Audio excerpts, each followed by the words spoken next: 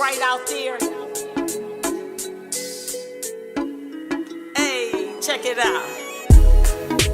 Rappers in my backyard. Rappers in my backyard. Rappers in my backyard. Ooh.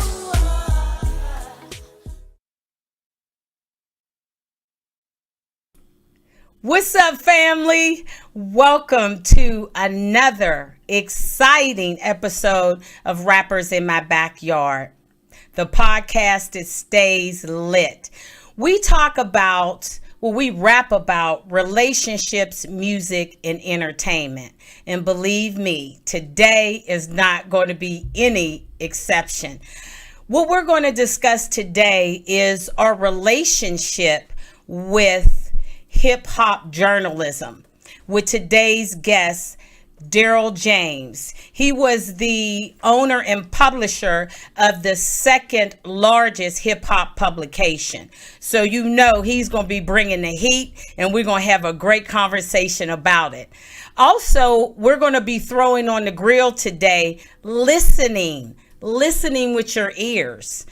And I have an amazing quote to set us up for our conversation today. And so here's the quote. The biggest communication problem is we do not listen to understand. We listen to reply. And that quote comes from goodreads.com. So I think that sets us up not only for our discussion today, but also what we're going through in society this very moment. So, are you guys ready to talk, express, relate, and connect?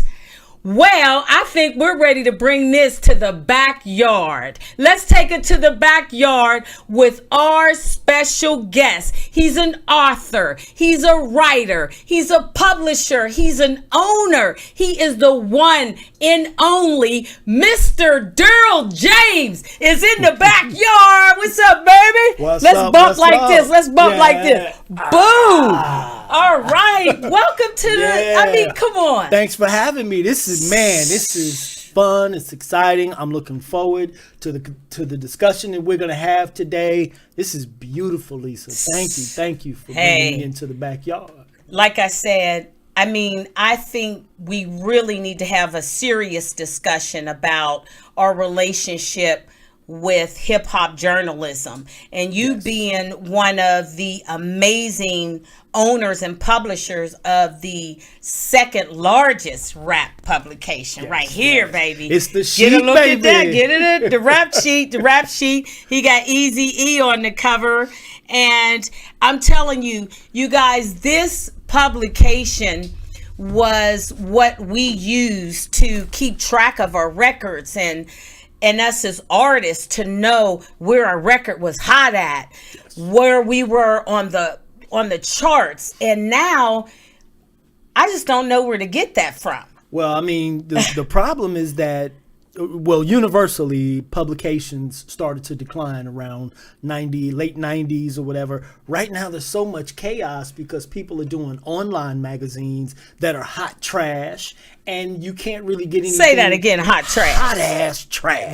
Right. And you can't get any. It's hard to get reliable sources. That's the problem. Right. We used to have journalistic integrity. We used to have publications that were real, that were raw. You knew where they were coming from. I'm a professionally trained journalist, so my publication, that's what it was about. I was trained as a journalist to have, certain specific standards that made sense, and that's why the publication was the way it was. And there were other publications just like it. I always give props to the source. They were number one. They did their thing, and they had journalistic integrity for a while. And, right. You had to put the 4 round on there.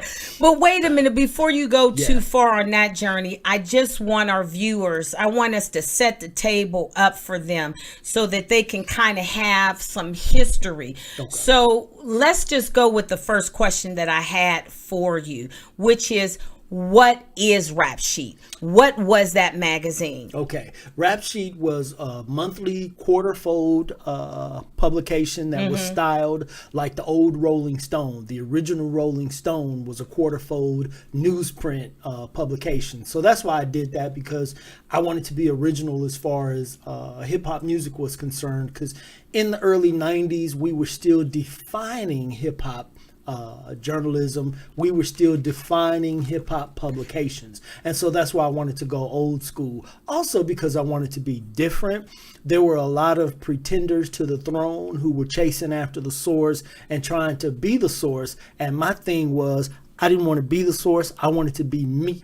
I wanted to create a publication that made sense. So we didn't do a lot of cursing. We never printed like the N-word. We didn't do those kinds of things. We would talk to any artist about real substantive content that they actually had. So, you know, I didn't talk to MC Light about a beef that she had with Antoinette. I would talk to her about being a female MC, about being a pioneer. The stuff that mattered. The stuff that mattered. Because, not to cut you off, but I really feel like in that whole breadth of you describing what Rap Sheet was, I would be leaving out a whole lot if I didn't ask you, how was that experience being an owner and a publisher back in 1992 is when you started this? Yeah, my original publication I started in 88. Okay. Rap Sheet started in 1992. Okay. It was a tough year. I mean, that was the year of the riots. That's why I had to ask you, set the plate. And literally, I was living on 62nd in Normandy. So I was 10 blocks away. And as a journalist, I went out and spoke to people. I had my, little handheld recorder. Right. And I ended up, doing a book on the riots. But that was a tough time because, people were still trying to define everything. It was tough trying to carve out my niche and get people to understand you must do business with me because we're going to be a force to be reckoned with. And I combined it, and I'll say this, not to pat myself on the back, but Rap Sheet was so dope. And Rap Sheet got such a great push because I was already the marketing man. Like all the early marketing with hip hop and the brand Sprite, that was me. Oh, okay. So you were already... I was already in there. Knowing how to assimilate that information in a way to reach everybody and to speak in a language that everybody could understand. Yes. See, that's the key, because you can't supersede your neighborhood. You can't just jump out there and do something. Right. And there was another guy named Darryl who was the global brand manager inside of Sprite, Coca-Cola USA. Okay. And he and I worked together, and so that Sprite brand was the house that the two Darryls built. Okay, and two Darryls built. I like that. Yeah. So I already had a foundation for understanding marketing, and I brought that to the game as far as Rap Sheet is concerned, and that's why we excelled above other publications that were trying to get out there and do what they wanted to do. All right. I mean, that's sufficient. Yeah. And in your opinion, has social media changed the hip hop culture? Oh, absolutely. In what way would you say? In many ways. It changed the hip hop culture because it used to be where hip hop was organic and it came from the streets. And so you were at the clubs rhyming and freestyling, and then A&R would find you, or you'd blow up. You could sell it out of your trunk. Right. You could really do some things organically to get attention. And that made a whole lot of difference. Right about now, if you got 1 million followers, then you're hot, even if you're trash. Right. And my thing is back to the beauty of having something like this. How do you actually legitimately know if the information that we are being given over the internet is real information? Okay, so what? You got 1 million followers, but what does that mean? That doesn't mean anything. I'd rather have one that I can touch, feel, taste, and rub down than to have this whole legion of 1 million followers, and it's just fluff. Right. How do we determine what's fluff and what's not now? It's almost impossible because I mean, there's so much fluff out there. It would be one thing if, you wanted to go to a million websites and listen to music and review it and then talk to the artist. That's way too tedious for a hip hop activist today. Right. So you just don't know. Some of it has to be by accident. You have to have a situation where either it hits you in the head because so many people within your social media circle are already vibing to it, or maybe it gets to the radio, but it's not like it used to be. I mean, I used to sit up, be honest with you, as the publisher of Rap Sheet, I used to sit up and just listen to tapes. Yeah, that's what we used to do. We used to listen to the come music. In my office and I'm like, yeah. It wasn't like you could give me some money, right? And I'm just going to push you up in my magazine or push you up in terms of the ratings. I mean, it's as far as like the ranking of where your record is. Now everything seems to be built on this fluff and this misunderstanding of everything, and it just sucks right now. And that's why I wanted to know your opinion. Where do we go for real information? And once again, it's hard unless someone recreates something from the past. And I've been asked a few times to do it. But to be quite honest, I'm really on this film and television journey right now, and I can't really turn around and go back to what just no longer worked for me. Right. I could if that was my only passion, but that's not my passion anymore. I mean, you have several passions. Yeah, I mean, absolutely. like I said when I introduced you, I mean, I almost was running out of titles here. I was just like, geez, where do I start? It's a lot of words, Yeah. But how would you say that this platform, social media, has affected our relationship with hip hop journalism?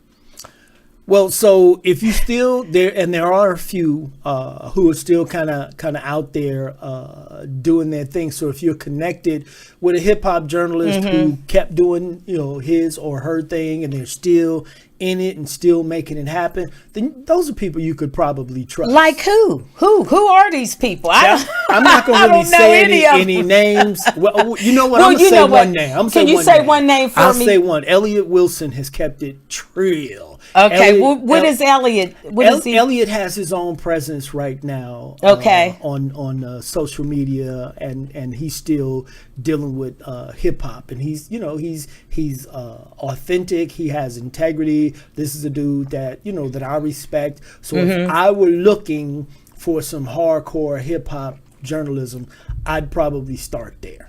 Okay. Yeah. So thank you so much for giving us one place. Do you guys hear that? He gave us one example where we can go and really find some information that we can trust as far as our artistry and where we are within it. So what do you think are the pros and the cons of this relationship that has been brought about with social media? Like, a lot of people feel that they can now have this one-on-one relationship with the artist, when it's not that way. You're just given like a camera into what that particular artist's life is, but you don't know the artist. I mean, what a mind game this is. It's completely fake.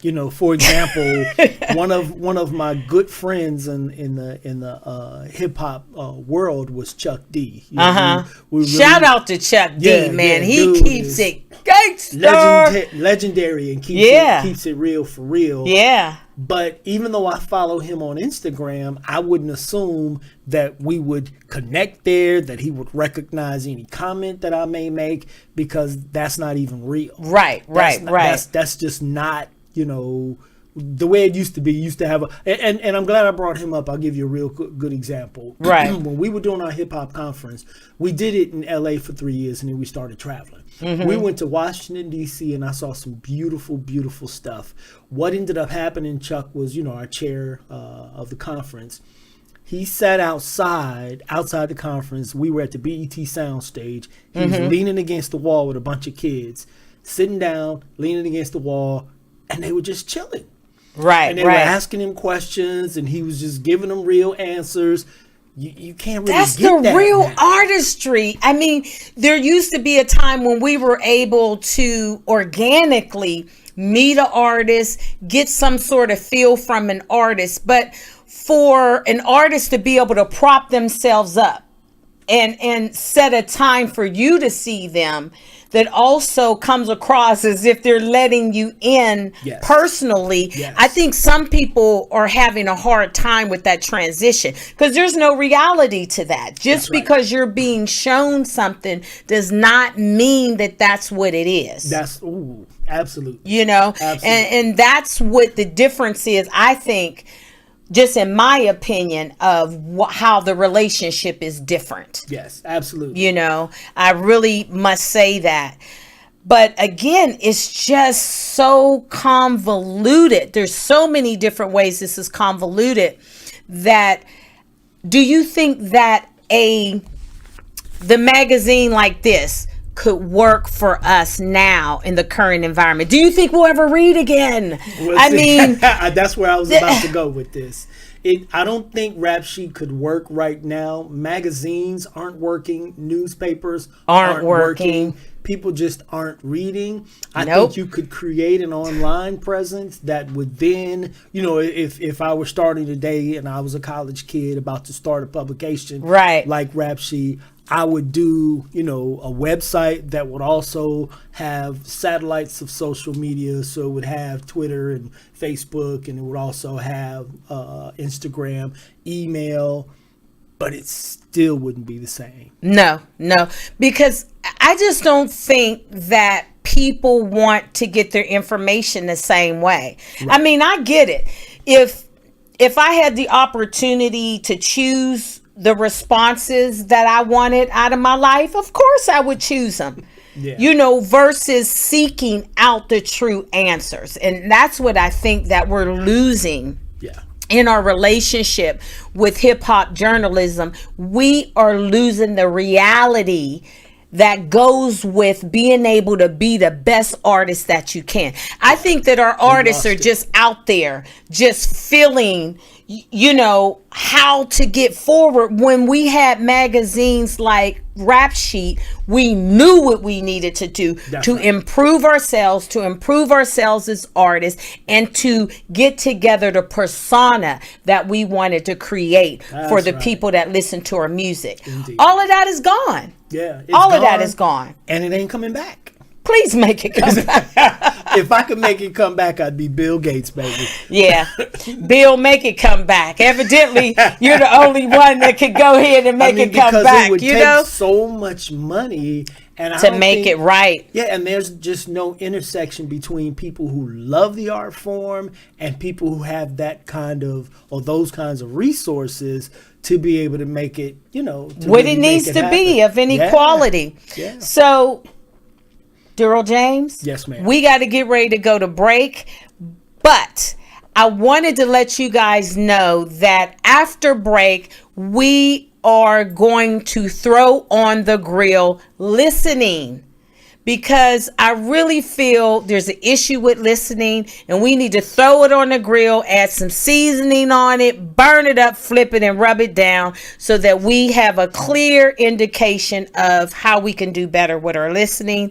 We're going to come back with more questionings for the great Darryl James, and I can't wait to the second part of this podcast because we're about to make it hot. Let's make it hot. So you guys stay tuned to us.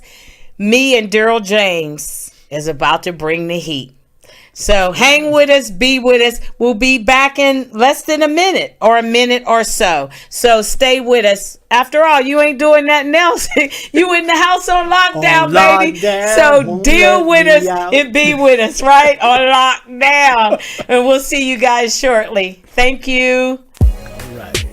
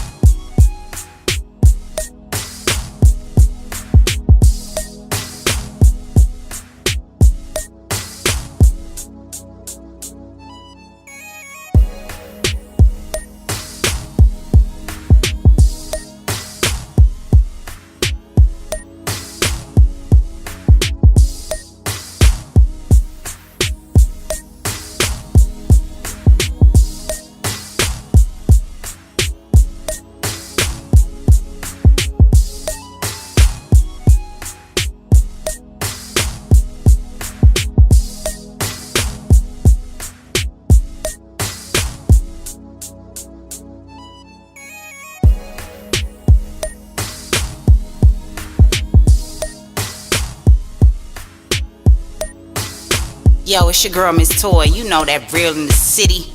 I'm chilling with my girl, Lisa O, in the backyard. You know, where the rappers be.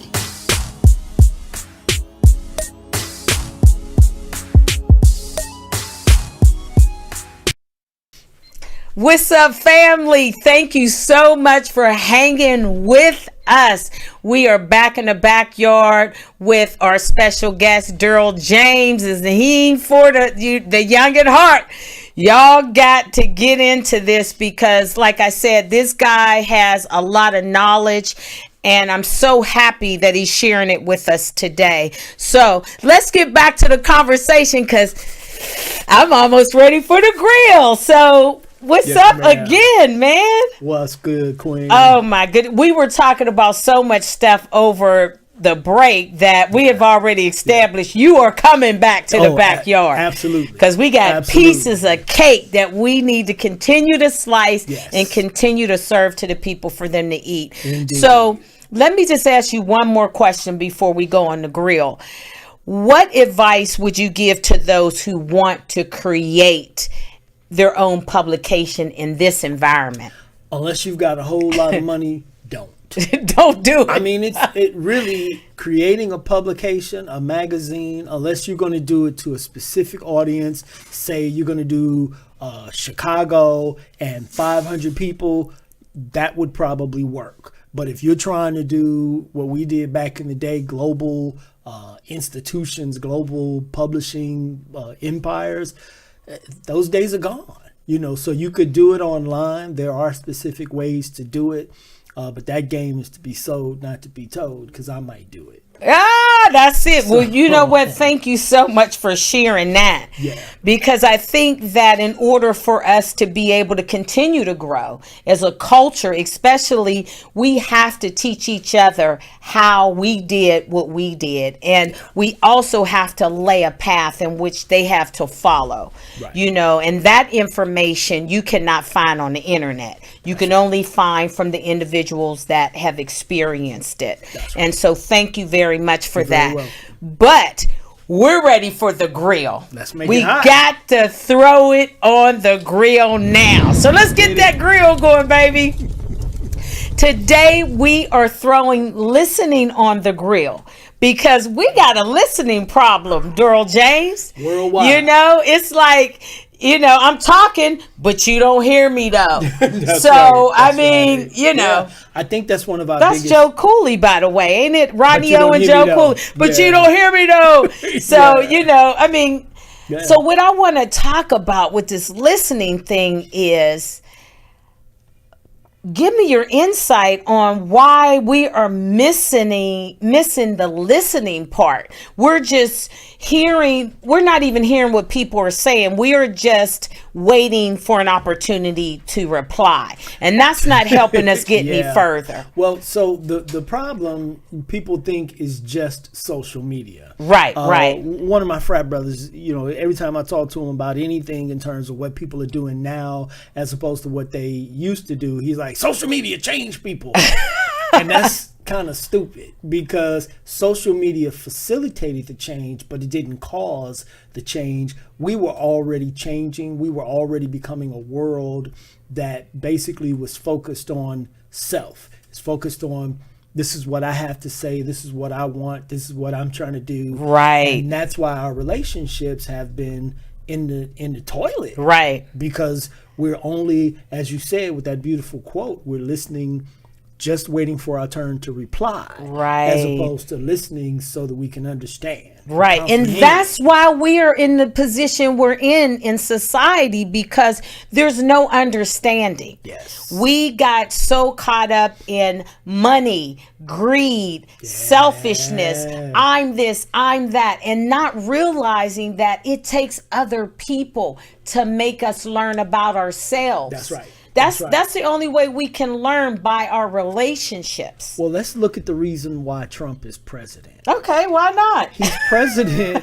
because the Democrats weren't listening. Right. They took Hillary Clinton, an evil evil woman and tried to shove her down people's throats, but they didn't listen to the actual voters, because we had a candidate for the first time who was a young person's candidate, and that's Bernie.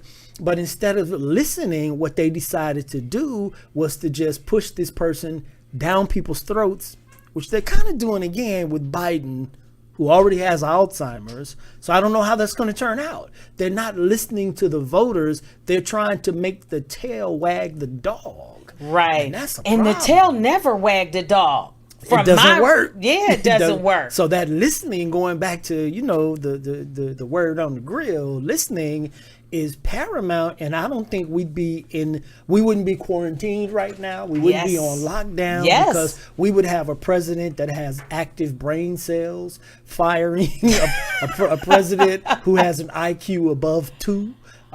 But we don't listen, and that's a problem. Right. We have to get back to the listening part. I mean, even with myself, Darryl, as with anything, before you can talk on somebody else's situation, you must do the work on yourself. Indeed. And as I'm going through this lockdown, and we need to be 6 feet away and all of that, what do you think that is needed for us to listen? I mean, if this isn't the most ultimate way that we can listen, what else can we do? Because we're not getting it. We're not getting it at all. Well, as a society, it's done. Done dada. Done dada. Look, cat's out the bag. Yeah. He ain't going back in. No, we're not. As individuals, and even as a community of Black people, we can start listening again and build ourselves. We can listen to each other and build ourselves. In terms of relationships, one-on-one, we can actually build, men and women can start listening to each other, and then we can have, some great relationships. But as a society, that's done. Yeah, I think that boat has really, really sailed for us. Yeah. But in talking about listening in general, there's 4 types of listening. And the listening that we're talking about, you and I, is the listening that corresponds with understanding, which would be from I don't want to say, because there's 4 types of listening. There's empathetic, there's appreciative. What would you call this listening that we're trying to convey today, the understanding? That would be comprehension. Comprehensive, and that is one of them. Listening to comprehend. Right. And as you said with the quote, we just don't do that anymore. And that's the problem. That's why a lot of relationships fail. For example, with men and women, and I know, the women are going to get angry, and that's okay. I don't care. Well, I'm a woman, and if I get angry, we can go at it. It is what it is. So say what you need to say, because I'm representing all these women right now. And we've lost a lot, because in our community, I don't date outside of it, so I'm only going to speak to Black women. They're not listening to Black men anymore. What we're getting is, this is what I want. This is what a man's supposed to be.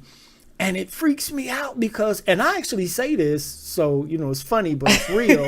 I've said this to women when they say to me, oh, as a man, you're supposed to do this as a man. I'm like, well, how long have you had those balls, sir? I don't want the balls, sir. But a lot of these women do. So you're a wife. We're talking about single women who say they want a relationship, but all they're doing is dictating. Right. You better do this. You better do that. I don't do coffee dates. You better be a real man. Take me on a real date. And I'm like, well, have a nice life. You can go straight to hell, because I'm a man who was raised by a man. So no one gets to tell me how to be a man. Right. But if you're not listening, you don't care. You're so busy talking and telling. And so that's why that's a big part of why relationships in our community, why they're just really, really in trouble right now. Right. Because of listening. That's it. And the thing is, there's truth in listening. Absolutely. And so by us not listening, guess what? We're not getting the truth. Yes. Everybody is just taking from the conversation what it is that they want. Even if it's not true. Yeah. Don't nobody want the truth. I mean, I know I stay up at night because the truth hurts.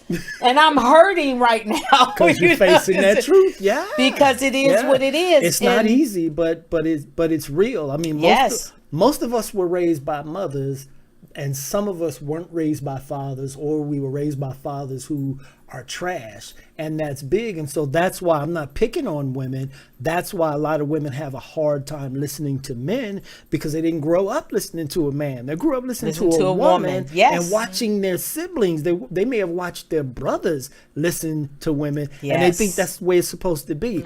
No, we're supposed to listen to each other. That's I'm it. an alpha male in many ways. I'm a member of Dr. King's fraternity, Alpha, but I'm also an alpha male in traditional. General, yes, yeah. Yeah, that's what I want. I want that oomph. I want that good thing That's back, what every woman who is a woman is demanding, but they don't know how to get it.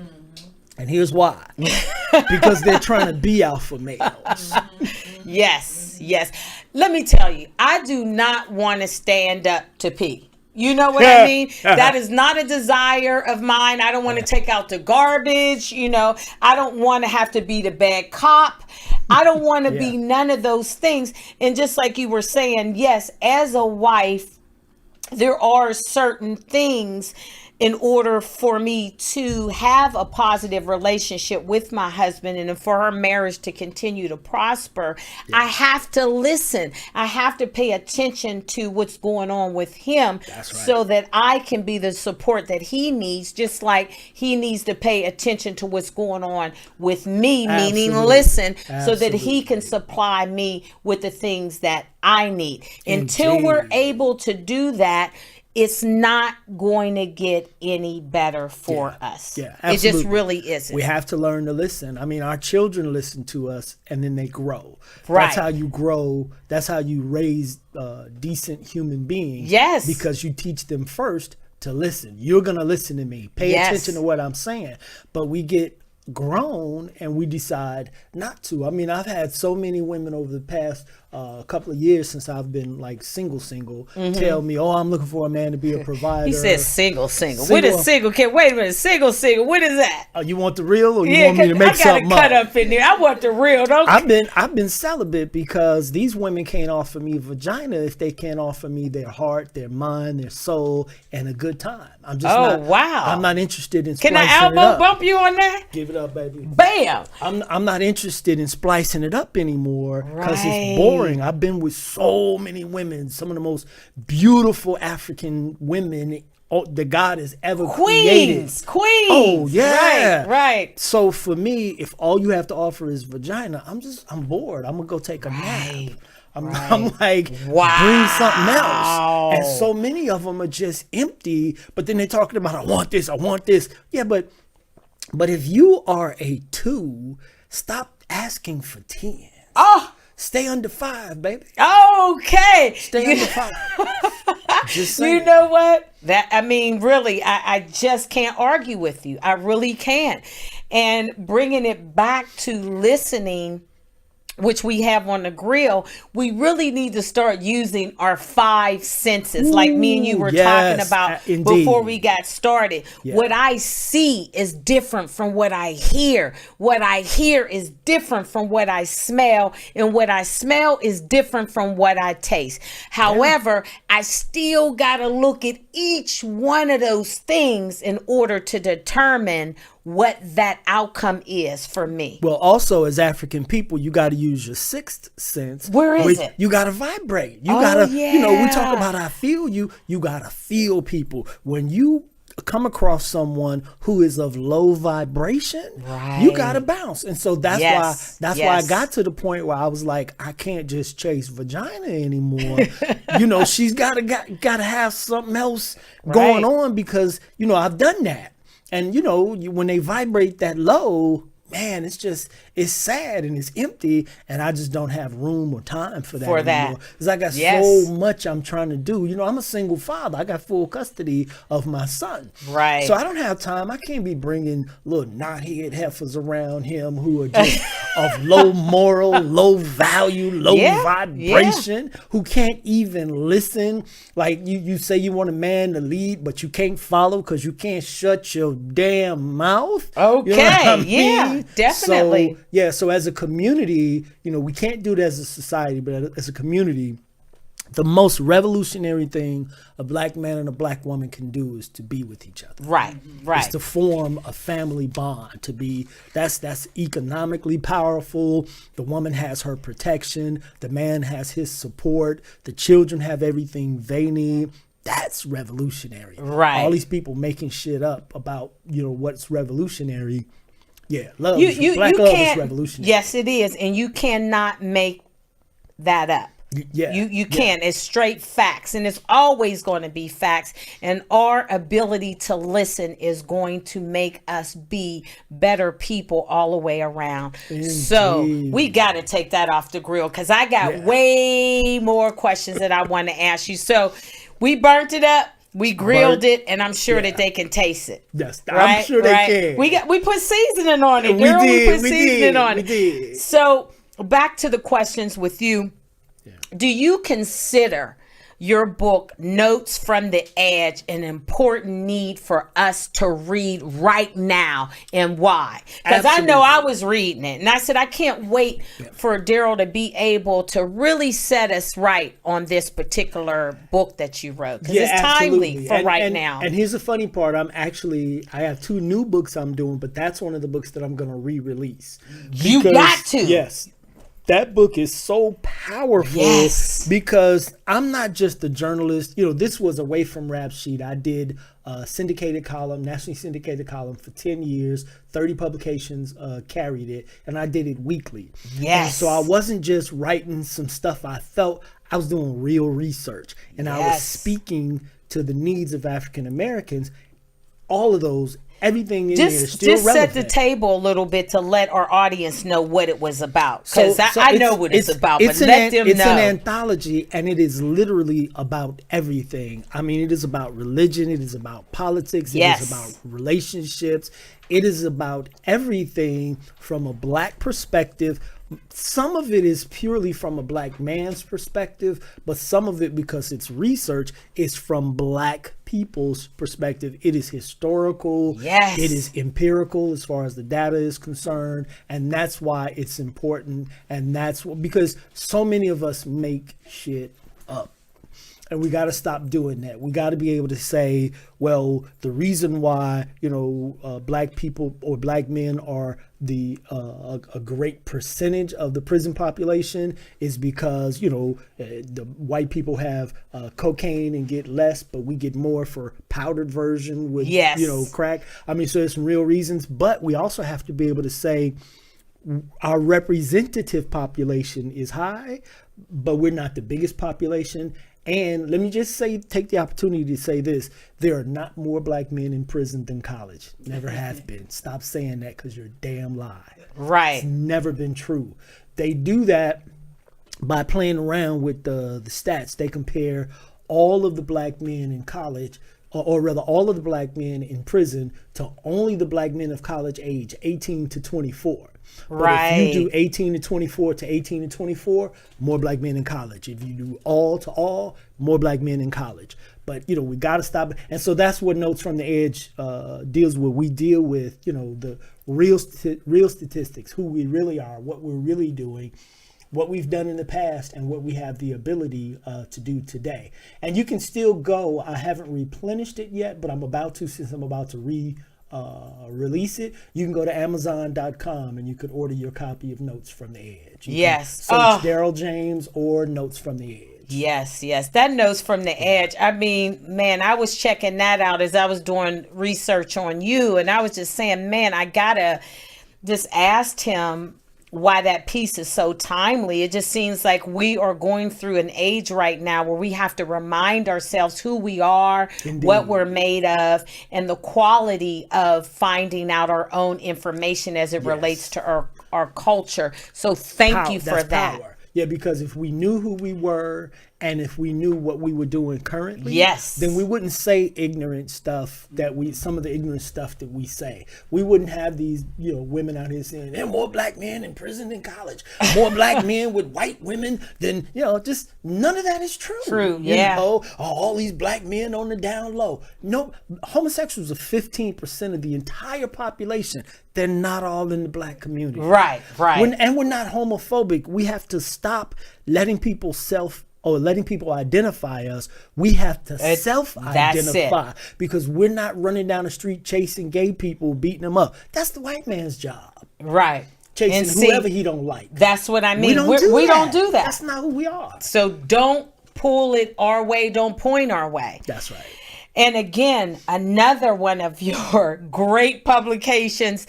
I got to read this quote to you, and I want you to respond accordingly to this question. Now, this quote to me, I had a couple weeks ago, I had one of the young up and coming artists, Miss Danielle, and we were talking about our relationship with erotic lyrics and stuff for female rappers. So when I seen this piece, I said, I gotta talk about it. So the quote says that women who would have been called whores in previous times for exhibiting whorish behavior today no longer want to hold the label, even though they embrace the actions. And that comes from your piece called The Bridge, The Evolution of Sex. Yes. Now, from that quote, would you say, Darryl, that do you see a change in the evolution of female artists in hip hop culture? Well, that started happening a long time ago. Okay. You know, one of the things that was problematic for me in the 90s was when people would say... Come up to your mic a little bit. Oh, sorry. I just got so comfortable. I was know, leaning me back. too. I'm leaning back, but let me people, get on up here. Yeah, people used to always talk about, these brothers are calling these women bitches and whores. Well, first and foremost, they weren't saying... I never heard an artist ever say, all black women are bitches and whores. Right. They were talking about bitches and whores. And even Ice-T made it specific. You know, he said, I got a bitch that's old, a bitch that's new, a bitch that's a man, because they're bitches too.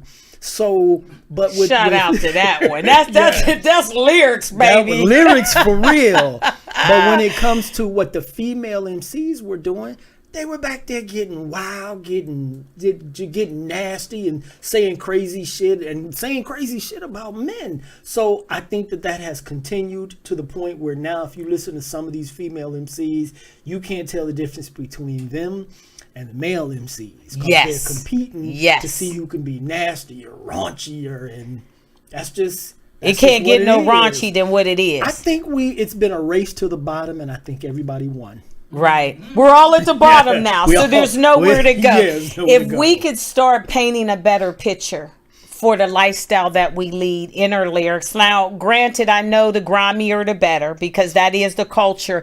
Yeah. But at the same time, being at the bottom, we have nowhere else to go but up to the top. So hopefully we can get a little bit more creative with our lyrics and be able to continue to grow from that standpoint. Yeah. So what I also want to know in terms of this whole thing is, I want to give you the floor, because I want our viewers to know what projects you're working on, how we can keep up with the great Darryl James, because you are constantly dropping knowledge from a scholar level and giving us things that we can eat again. I'm so hungry. I want to eat again. And without people like you in the atmosphere, we have become a starving culture. So tell us how we can follow you and keep up with you, and a little bit about what you're working on. Well, the best way is on Instagram, because I really keep my Facebook community closed. But on Instagram, it's Darryl James 06. Okay. You know? And so I've got a bunch going on. I'm communicating on different levels, sending messages on different levels. So I've got 2 books that I'm putting out this year, but also have a television show about a single father who's dating. So it's based on reality, although it's not a reality show.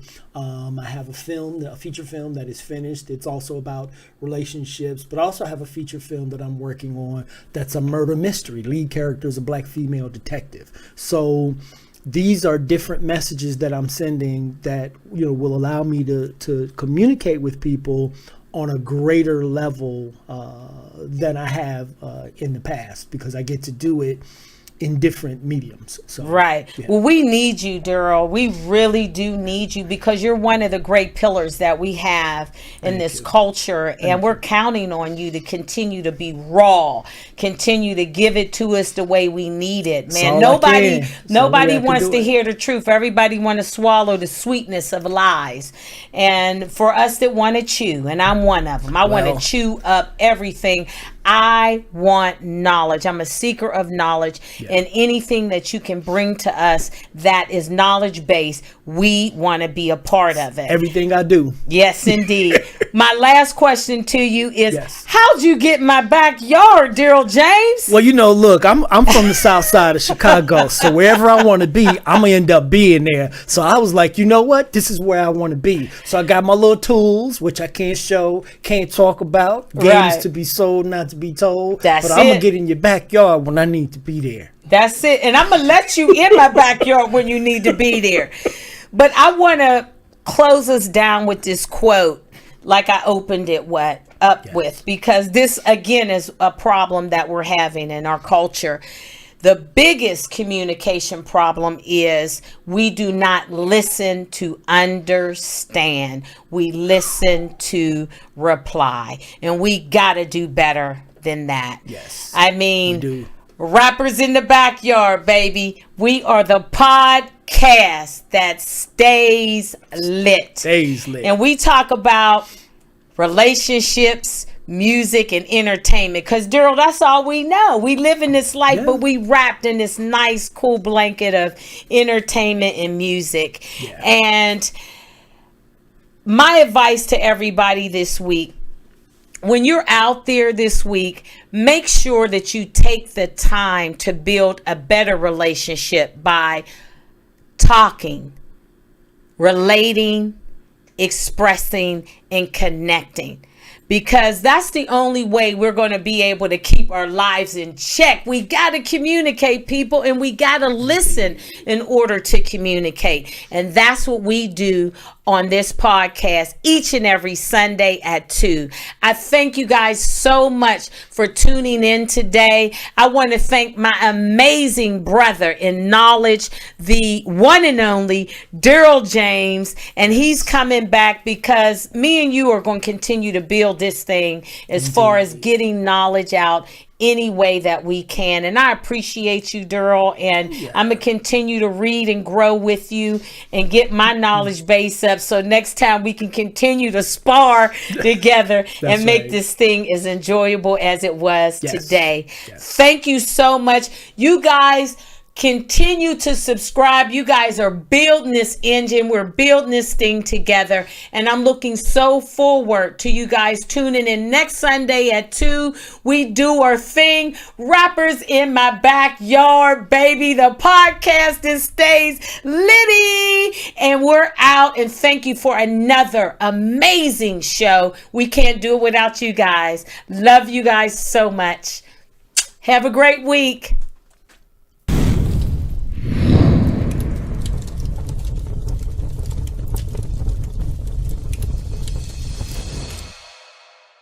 We rap about relationships, entertainment, and music. You heard?